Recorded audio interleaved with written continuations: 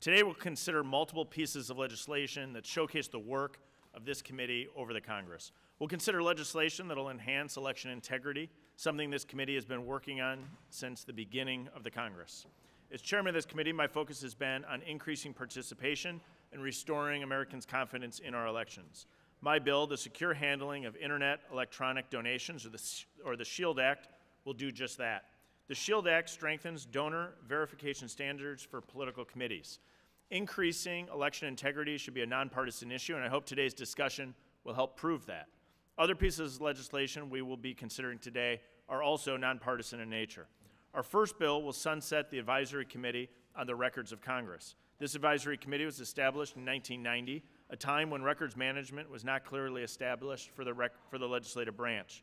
The advisory committee met its objective to set good management standards, which makes it redundant to ongoing efforts in the House, the Senate, and the Center for Legislative Archives.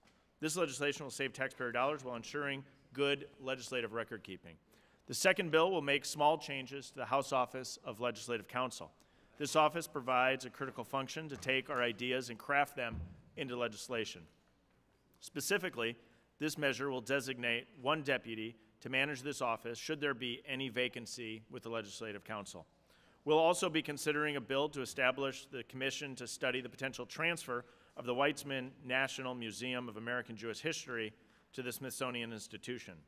Since 1976, Weizmann National Museum of American Jewish History, based in Philadelphia, has served as the only museum in our nation dedicated to telling the full story of the American Jewish experience. This legislation would commission a study to determine the feasibility of the Smithsonian Institution to incorporate the Weizmann Museum into its collection. Additional pieces of legislation will be considered will honor American values and our history.